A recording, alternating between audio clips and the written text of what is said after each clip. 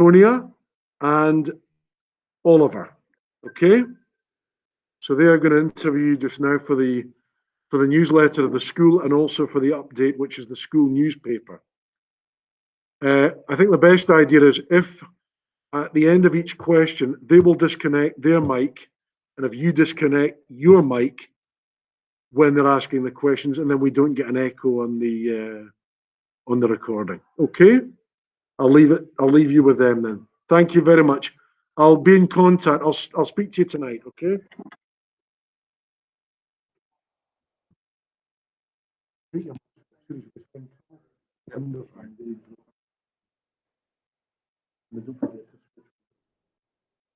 Yeah, which is go to the bottom one here, and then it says recording.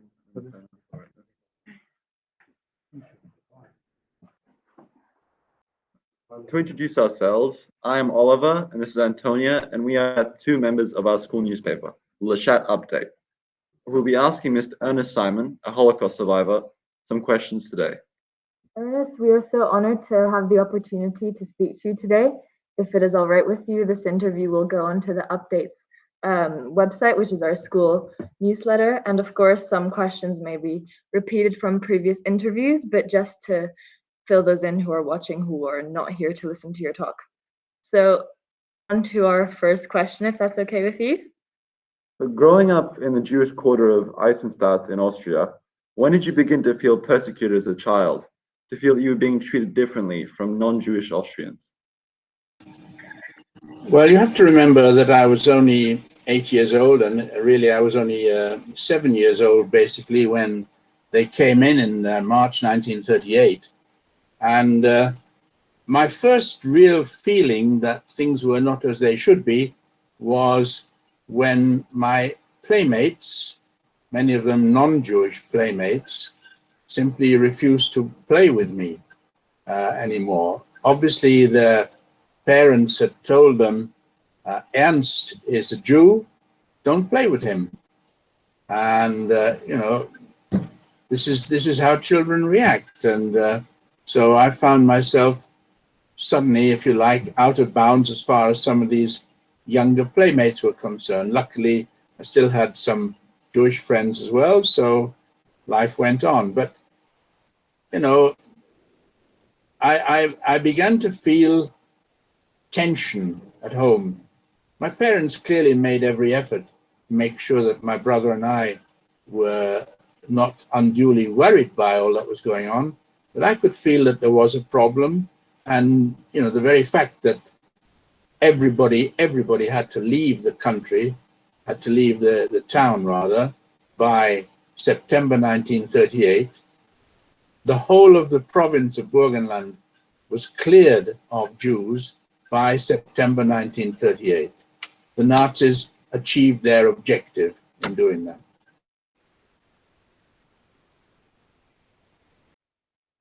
All right, so just onto our second question. You talk a lot about your memory of Kristallnacht in Austria in 1938 and watching it unfold from your bedroom window. Could you maybe paint us a picture of this event? Well, the only picture that I can paint really is of that event below my bedroom window, because my parents had been warned by the concierge of the building in which we lived to keep us indoors on the 9th and the 10th of November. The concierge clearly was aware of the fact that this was going to happen. He had been warned of this. And so luckily, he was on good terms with my parents, and he warned us, don't go around in the streets. All I know about this, what happened there, is what I read about, what I saw on film subsequently. But the events of the actual bonfire, you know, this was a bonfire in the middle of the street, just German sympathizers were there. There were clearly no Jews there, and they were burning prayer books and Torah scrolls which they'd taken from the nearby synagogue. And that's really my main memory of that time. Yeah. Thank you so much for that. Moving on, would you be able to tell us a little bit about the Kindertransport, what that was, and if you could describe your journey from Vienna to England, as well as what happened to the rest of your family, and perhaps why your father was interned on the Isle of Man? So that's a number of questions. First of all, the journey itself. What I distinctly remember is being put on the train and my parents working very hard not to be too upset by the whole thing, trying to encourage me, trying to encourage me to be brave about the whole thing. The actual journey itself, strangely enough, is completely lost in my memory. It obviously was a traumatic experience which has been wiped out of my memory, because all I can remember is getting on the train, then the whole journey up to the Dutch border is a blank for me. And then at the Dutch border, I do remember Dutch people getting on the train, giving us sweets and chocolates and hot drinks and so on, and making us feel welcome and comfortable. And the next thing I remember is on the overnight boat from Harwich, from Hook of Holland to Harwich. It was a rather rough crossing on the North Sea, and I was violently sick. So I remember that. I remember arriving at Liverpool Street Station. I do not know who collected me at Liverpool Street Station. I think it must have been my aunt, because my aunt had gone to England as a domestic servant on a domestic service visa some couple of months before this. And it was she who found the foster parents for me in Leeds. And it was she also who found the employers for my mother and father in the just outside Leeds. So she obviously was the person who met me and took me then to Leeds. Okay, that's that dealt with. Now, the next question was, why was my father interned? Well, the government at that time suddenly realized, I mean, at that time, there must have been 50 or 60,000 German-speaking, German and Austrian refugees in England.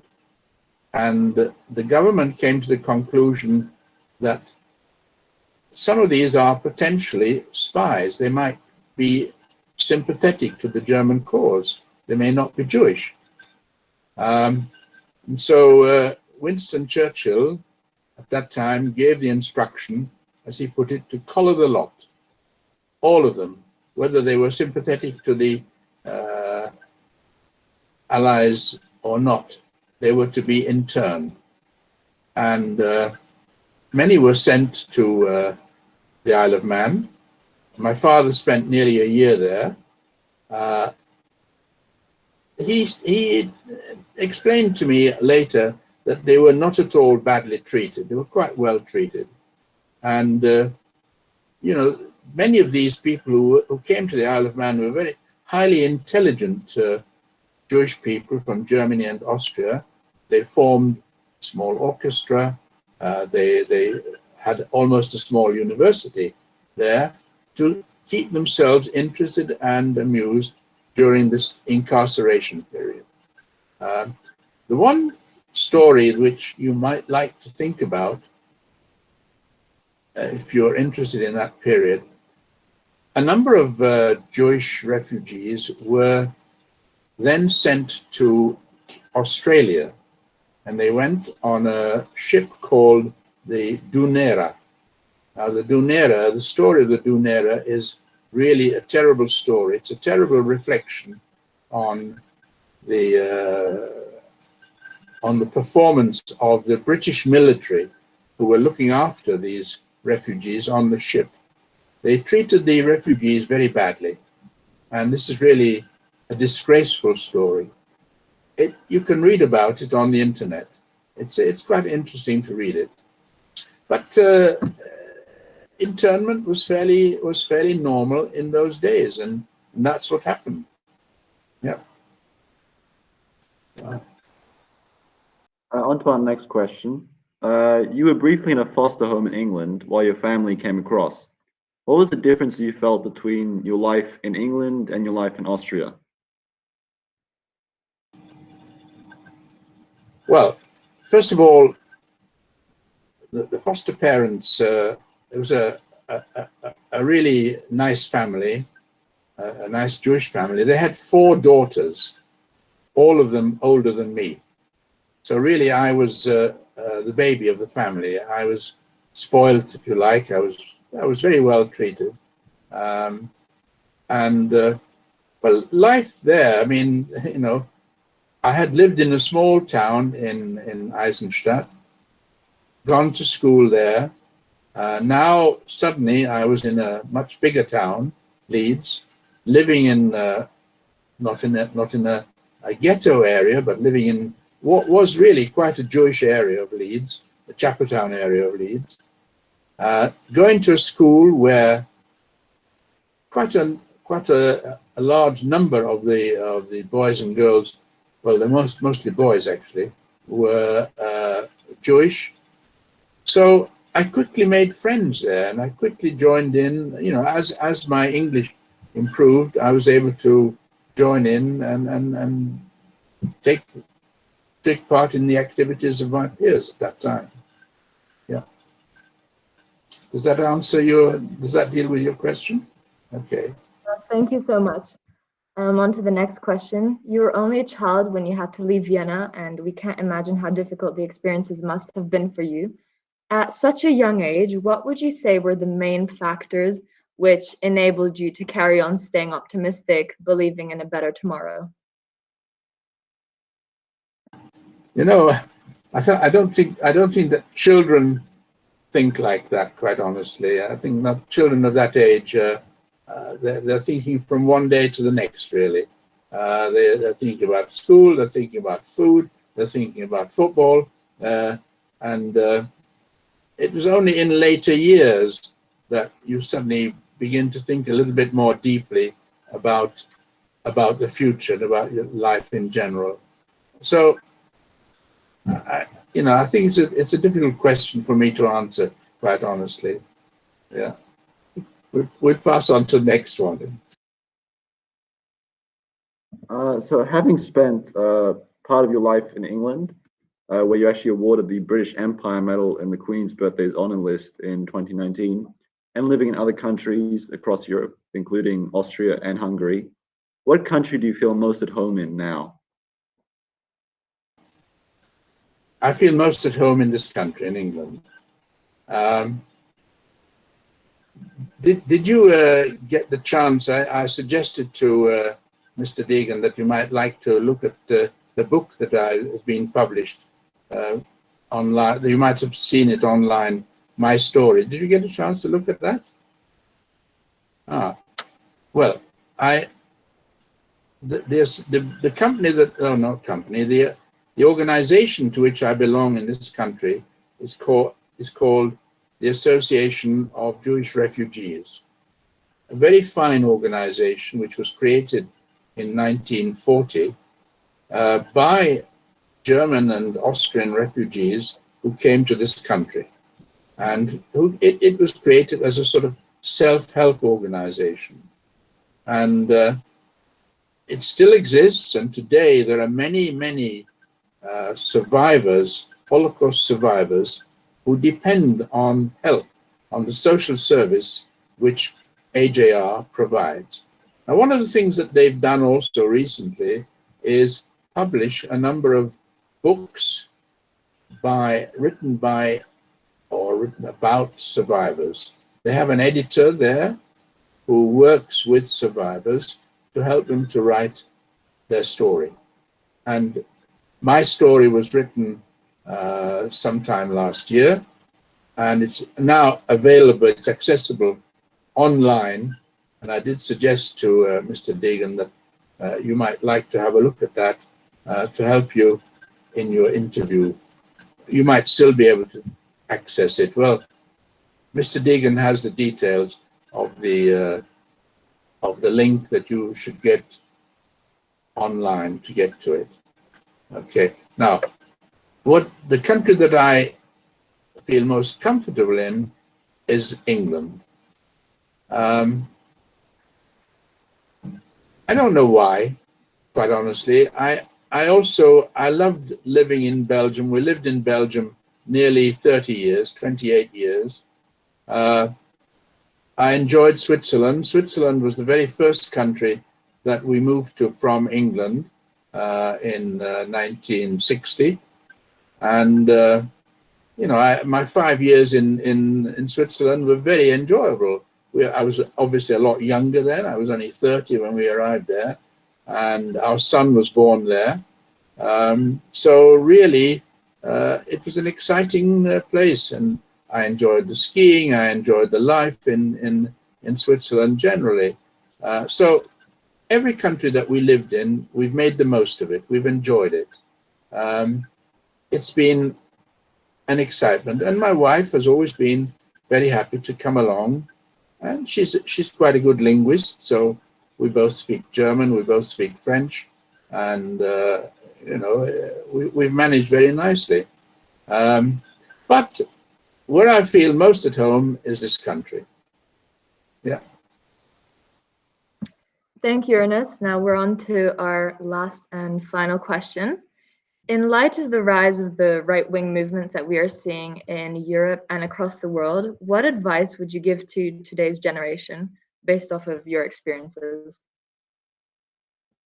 Well, I tried to deal with that question. Let me just repeat what I said there, perhaps not in the same words. But you know, one of the reasons why I and some of my colleagues who work for the Holocaust Educational Trust, one of the reasons why we do what we do, which is go around to schools, talking to schools about our lives, about our experiences, is to give young people like you the incentive to think clearly for yourselves, to try to work for yourselves,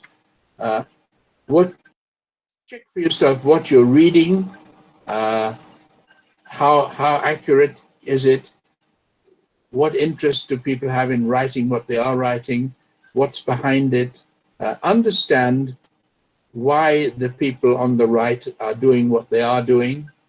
You know, bear in mind, you know, ask yourself the question, why was Nazism successful? Why did they manage to do what they did? Well, you know, bear in mind that anti-Semitism has been around for years and years. And their objective at that time was to try to create a pure Aryan race. They believed that Jews, Gypsies, handicapped people, disabled people were a way of diluting the purity of the race. And they wanted to try to avoid that. In the same way, you find, if you like, the right in other countries have similar philosophies. And that's what they're trying to do. It's a danger, and whether it's the right on the political spectrum, or whether it's the right on the religious spectrum, it is dangerous whichever way you look at it. And it's important that you think clearly, why are people doing what they are doing, and what can I do to stop it? And I think these are very important questions. I don't know if I've answered your question, but I hope I have. Incidentally, one of the questions which you haven't asked me, but which I'm usually asked is, why was my brother not sent on the train? And I mean, that's quite an amusing story. Well, it's not amusing, no. But my brother lives in Leeds, and you know, he and I, we get on very well together. He lived for many years in Israel. He worked as a consultant anesthetist in Israel for many years, but he's back in Leeds now. And he and I have often discussed why my parents sent me and not him. because he was 5 years old, and there were plenty of children of that age who were on the train. Well, he has a view and I have a view, because we never asked our parents. It's the sort of thing we should have asked our parents, but we never did. My view is that the authorities in Vienna who were responsible for allocating places on the train probably had a rule to say only one per family or something similar. Yeah, that's my version. My brother's version is totally different. He says, I know exactly why they sent you and kept me back. It's because my parents loved me so much more than they loved you. So that was his view. But, you know, despite all that, we get on very well together. Okay, that's my story. It's quite a great story. Thank you so much once again for taking the time to share these stories with us and the rest of our viewers. And now that we know about your book, we definitely look forward to reading that to hear even more about it. Well, there are many others who, in the public in that series, and I think you'll find some of them very, very interesting. It's worth the effort. Anyway, is there any chance that I might see a copy of what you're going to write? Is it accessible online? Yeah, I think it should be up on the school website fairly soon. We can send you the school website if you'd like. We'll send you the link. Yeah. Yeah. Thank you so much. Bye-bye. It's nice meeting you.